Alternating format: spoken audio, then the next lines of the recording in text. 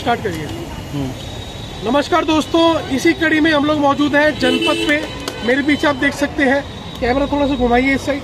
पूरा जन सैलाब है, पूरे देश का युवा यहाँ पर यूथ हमारा मौजूद है। आपको पता ही होगा कि यूथ क्यों मौजूद है, और आपको जानकर बहुत खुशी होगी कि आज हमें सबको पता है कि हमारे जो भारत के संविधान निर्माता doctor B are Ambedkar ji इस दुनिया में नहीं है, लेकिन उसके बावजूद भी अगर मैं आपको कहूं कि उनका स्वरूप यानी कि वो खुद आज इस प्रोटेस्ट में मौजूद है, तो आपको भी ये जानकर और देखकर बहुत खुशी होगी और आपको बहुत ये दिलासा होगी कि हम भी देखना चाहते हैं कि अम्बेडकर साहब कहाँ हैं, कैसे दिखते हैं वो, क्या स्वरूप है उनका। तो जी हाँ, हमारे साथ मौजूद है साक्षात अम्बेडकर साहब। तो सर, सबसे पहले आपको हाथ जोड़ के जय भीम, जय संविधान, जय भारत, वालेकुम सलाम, praise the Lord, Wahe Guru, जय श्री राम, वंदे मातरम, जय जवान जय किसान। तो आपका नाम रख सकता हूँ? मैं डॉक्टर सुरेश गोविल, मुंबई से आया हूँ।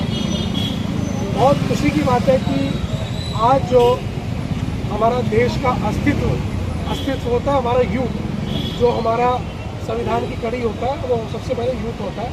तो आप यूथ बन के ही एक तरह से बच्चों को एक इंस्पिरेशन देने आए हैं, उनको सपोर्ट करने आए हैं। बाबा डॉक्टर बी आर अम्बेडकर इस दुनिया में नहीं है।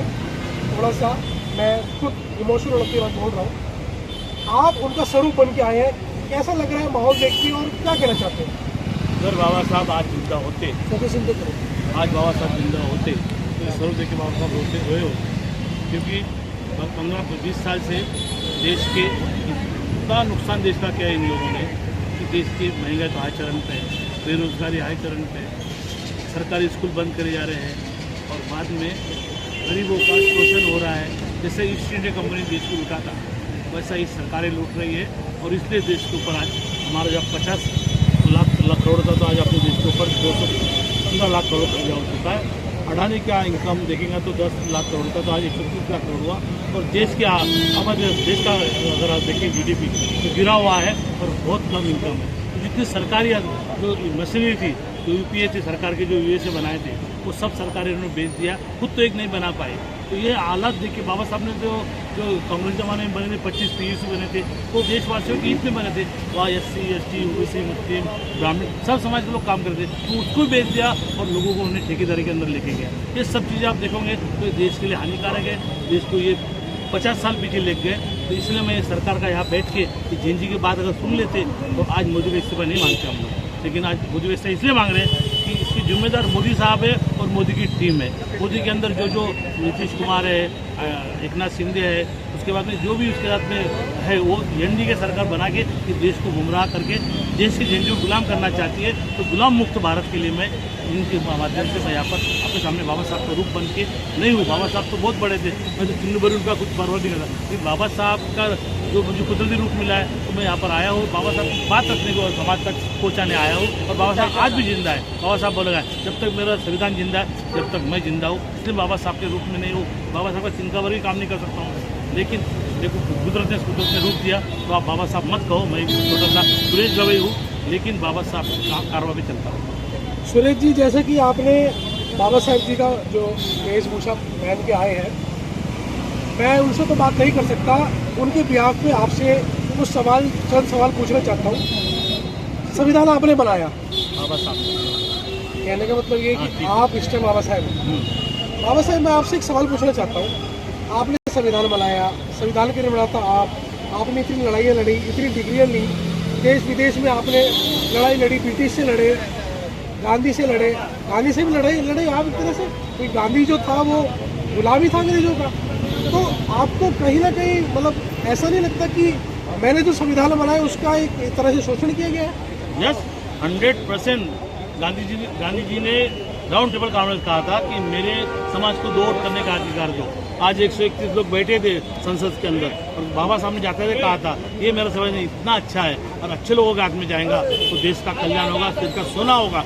लेकिन बदनसीबी अपने समाज की, भारतवासियों की, ये संविधान पूंजीपतियों के हाथ में, पैसे वालों का हाथ में जाने की वजह से आज हम देश की तरफ जा रहे हैं। देश की जनता गुलाम बन रही है। इसीलिए बाबा साहब ने जो संविधान लिखा था सब सर्व समाज को सबके लिए बाबा साहब ने गीत में लिखा था, किसका बुरा नहीं किया था। लेकिन बाबा साहब ने सर्वधर्म समाज रचना की बात की थी, लेकिन इनके हाथ में आने के बाद में ये हुकुमशाही, हिटलरशाही की तरफ ये संविधान के राह पे नहीं जा रहे, उसके विरोध में जा रहे हैं। तो इसलिए आज पूरे भारत का झंडा यहाँ पर आया है और आप भी यहाँ पर आए हैं। और आप बाबा साहब ने जो बोलने का अधिकार दिया, मुझे पढ़ने का अधिकार दिया, सब बच्चों को ये सब अधिकार छीना जा रहे हैं। इसलिए आज नया जो कमीशन आया है ना, मैं उसका इस्तीफा मांगता हूँ। तो नया कमीशन आके उसने बच्चों पर लाठीचार्ज कराए, गोले बरसाए, तो ये कमीशन काले डुबे वाला है। ये काले डुबे वाले देशवासियों को नुकसान कर रहे हैं। हम चाहते हैं काले डुबे समाज सेवा करे, लेकिन देश का नुकसान ना करे। देशभक्त बनो, देश विरोधी मत बनो। लेकिन काले टोपी वाले आरएसएस के लोगों ने आज जो बच्चों पर अत्याचार किया, अन्याचार किया, हम इसका निषेध करते हैं, हम इसका खंडन करते हैं। और आने वाले दिनों में जो कुमार बन के आया कमीशन, उसके ऊपर कोर्ट में खींचेंगे उसको। तो सुरेश जी, आप ये बताइए कि क्या आपको लगता है कि आज के इस प्रदर्शन से आने वाले 2027 से 29 के चुनाव में बीजेपी की सीटों पे कुछ असर पड़ेगा?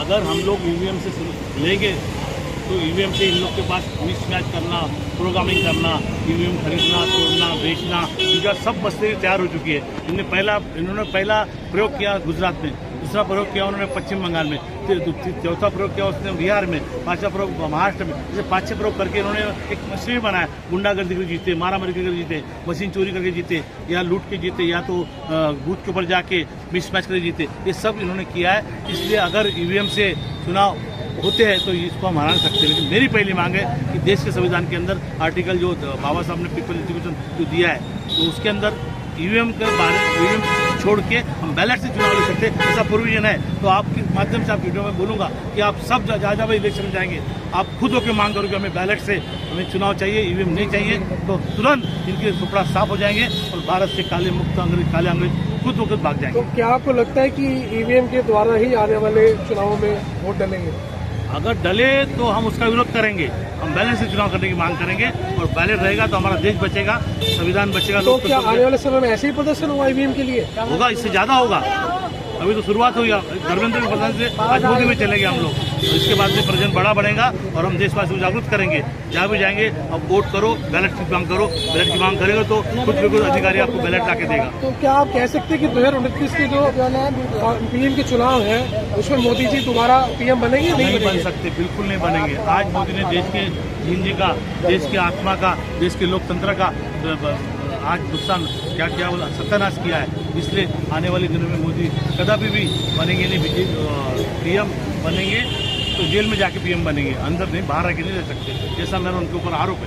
अभी जो इस वीडियो को देख रहे हैं, जो यहाँ पर यूथ मौजूद है, आप उनको क्या मैसेज देना चाहते हैं? आने वाले दिनों में आप जहाँ जाएंगे, आपके गांव के अंदर सांसद होगा, आपके शहर में सांसद होगा, उसके घर पे जाओ, आंदोलन करो। क्यों तो संसद में जाके बैठता है, क्यों हमारी बात नहीं रखता है? तो उनको पहले इस्तीफा मांगेंगे, उनको जवाबदेही देना पड़ेगा। वो सांसद का इस्तीफा मांगेंगे। और जो SC, ST, OBC, मुस्लिम सर्व समाज के लोग सांसद वहाँ बैठे और अपनी गद्दी गर्म कर रहे हैं, अपनी कुर्सी गर्म कर रहे हैं, उनको इस्तीफा देना चाहिए और सरकार गिराना चाहिए, ताकि आने वाले दिनों में पूरे जनजी को, आज कितनी महंगाई है, कितनी गर्मी है, पूरे जनजी आप बैठे अपने माँ बाप बच्चे छोड़ के, तो ये सब चीज़ नहीं होना चाहिए। इसलिए मैं उनका इस्तीफा मांगता हूँ सांसद का। और सांसद इस्तीफा नहीं देंगे तो उनके घर पर जाकर आंदोलन करने के लिए सब नए जनता को, जो मैं सुन रही होंगी आपके माध्यम से, मैं आह्वान करता हूँ कि आप हर सांसद घर पे जाके आंदोलन करो, उनको जवाब पूछो, तुम सांसद हो हमारे, तुमको हमने वोट दिया, तो हमारी बात क्यों रखते नहीं? क्यों इतनी महंगाई बढ़ी? क्यों इतने बेरोजगार बढ़ी? क्यों हमारे जेएनजी को मारा जा रहा है? क्यों घासू गोले मारे गए? क्यों स्वयं को जबरदस्ती उठा के लेके गए? क्यों इलीगल काम किए? इसलिए ये सब चीज़ें लड़के सुनेंगे कि जाके अपने अपने गाँव में जाके सांसद के घर के ऊपर घेरावा करेंगे। और आज के बाद, आज तो बात चल रही है, लेकिन ये धर्मेंद्र का इस्तेमाल हो ही जाएगा। लेकिन आने वाले दिनों में हम बीजेपी मुक्त भारत और काले अंग्रेज, काले टोपी वाली भारत छोड़ो अभियान चलाएंगे। Thank you. फोटो लेके